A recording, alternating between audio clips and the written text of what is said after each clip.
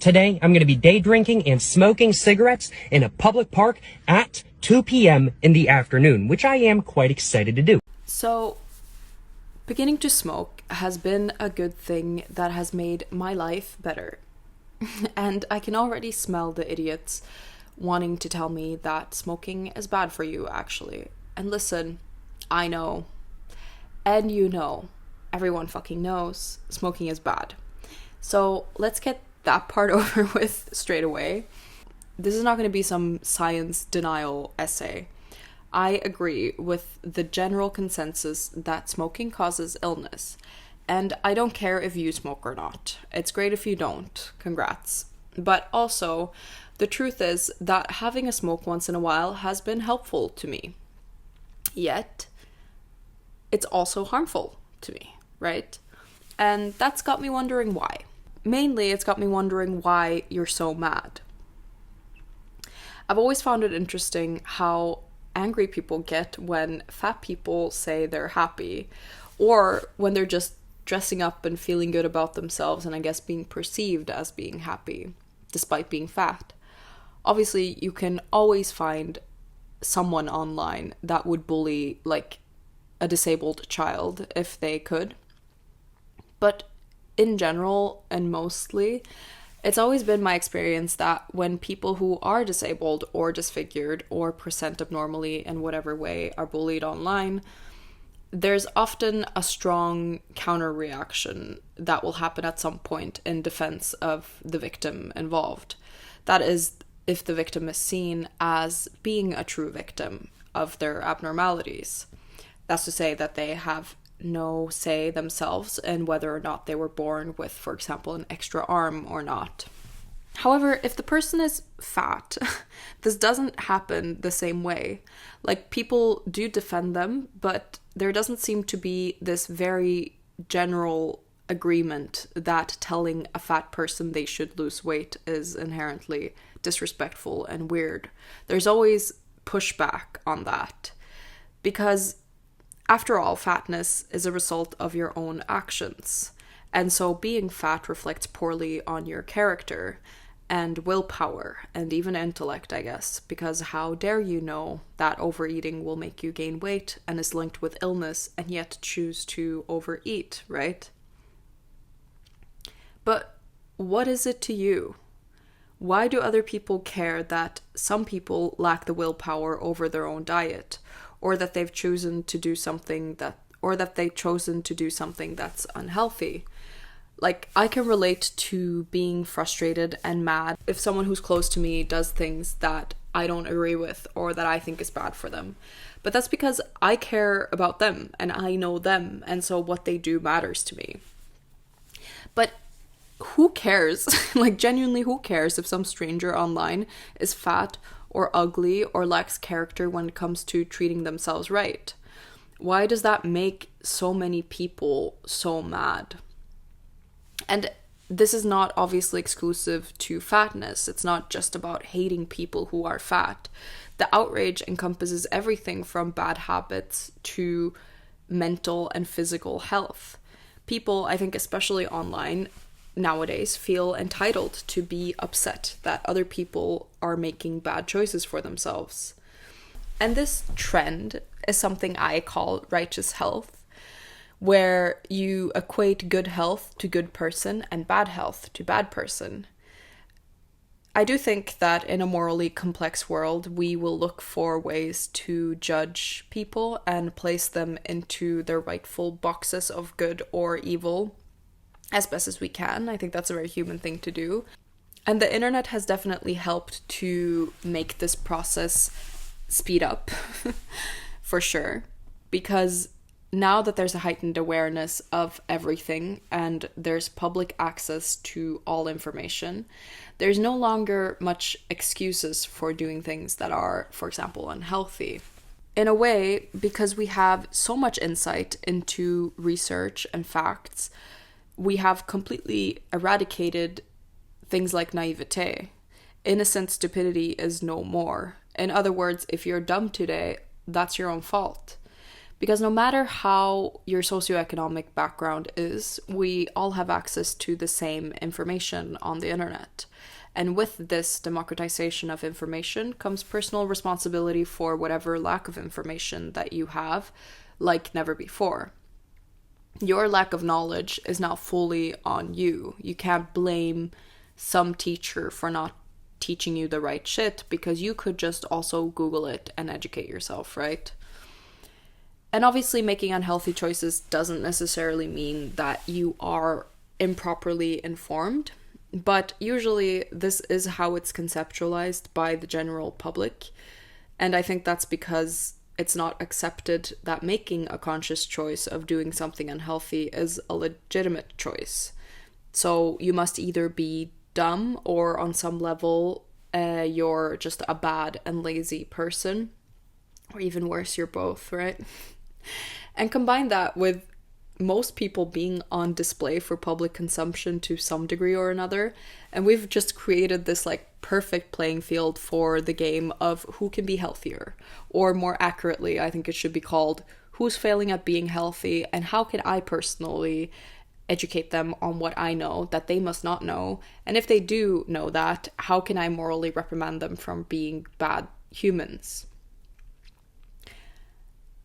And what I think is interesting about this sort of like ethical judgment that we see happening a lot today is that it does assume, of course, that being unhealthy is unequivocally bad and that health is unequivocally good. But I'm not so sure that's the case. I'm not convinced that it's as simple as that.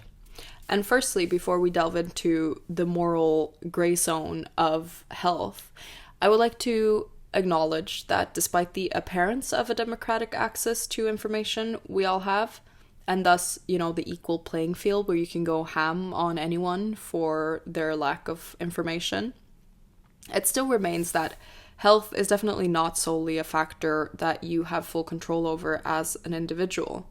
As a European, for example, it's easy to look at fat Americans with knee casts at Disneyland and judge them for their insistence on driving their car every 100 meters instead of walking.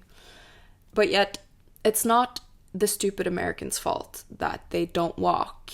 It's not an individual choice that they take themselves every day. It is rather the road's fault, which, of course, are also made by stupid Americans. But the point being, it's not within each and every individual's power to just decide to have a healthier lifestyle, and reducing it to something like that is a little dismissive of the privileges that a lot of people have that others don't. Because health is determined by many circumstantial conditions beyond your control.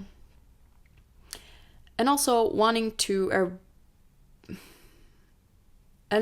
in general, wanting to believe that you can simply eradicate all unhealthy results by refraining from doing things that cause your body harm is a little silly. But because if you're going to take that task seriously, truly, and to its logical conclusion, there are very few things in this life that don't in some way harm us. And there are very few people who actually rigidly would adhere to just eradicating everything that's unhealthy.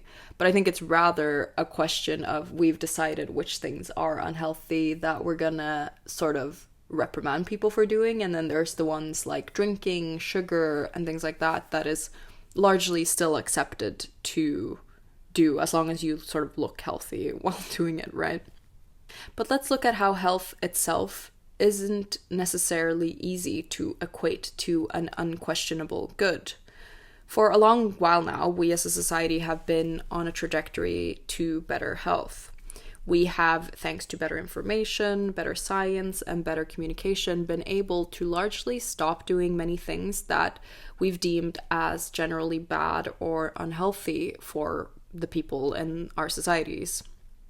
And according to statistics we've deemed important not very long ago, we are doing great at this. Like, as a society, we're a lot healthier than we used to be in so many aspects. And that's great, right? All of the classic measurements of teen health that we used to look at 30 years ago are actually in great places. teen pregnancy, all-time low. Drug use, all-time low. Alcohol abuse, all-time low. Violent crime, all-time low. But the mental health side is the worst it's been maybe ever. And, as a very surface level reading of the data, it seems like kids are trading in their weed and booze for TikTok and Snapchat. And is that a bad thing, Mark? I don't know. I don't know. But it turns out that it's not as simple as that. Despite us being very healthy in many ways, we've also become more unhealthy in other ways. And using the same logic that we did to make these like physiological stats for teenagers better, you could like hypothesize that you could just apply it to mental health and then we would be able to have it all, right? Then we would all be physically, mentally, and spiritually happy. And maybe that's possible. I don't know. But perhaps, like just perhaps, there isn't something as simple as eradicating all suffering or being 100% healthy. In a larger metaphysical sense, it might not be something that's doable. At the end of the day, we all get sick, we all suffer, and we all die. No matter the efforts invested into avoiding just that. And so it might sort of be more a game of trading in some illnesses for others and constantly developing towards different types of suffering, rather than it is an actual pursuit of eradicating all illnesses or all suffering. And honestly, at my lowest point, when I was meticulously adhering to all the rules of healthy living, I found myself feeling empty and unfulfilled. Sure, I was very physically fit. I had all my ducks in a row. I never did anything bad to anyone, and I was completing the goals that I set out for myself. But there was a sense, of course, of monotony. But more importantly, there was a sense of a pit of despair, of knowing that I was doing things that were supposed to be good and healthy for me, and yet I was feeling very bad. And feeling so severely shit when you're doing everything in your control to do what's right is the worst. Because what the fuck are you gonna do then, right? And it was me learning that actually the key to being happier and more healthy in a paradoxical way is to do things that aren't that good for you. It's to lean into bad habits of sorts, because it's precisely this commitment to a belief that health is good no matter what, and then the best thing is to maximize health is what got me in that shitty place to begin with. Because as it turns out, attempting to maximize utility in every aspect of your life doesn't necessarily lead to overall happiness. The avoidance of all things that are wrong and bad is more than anything just a denial of the full spectrum of human experience. And even attempting to do it is a sort of delusion, which makes bad feelings feel worse than I think they need to be. Because now we've made it our mission to avoid these bad things at all costs. And therefore, when they inevitably pop up, or when we do meet them, or when we make, unhealthy or bad choices, we've created a horrible condition for that to happen within, even though we know it will happen. Of course, I'm not advocating for reckless behavior and self-destructive habits.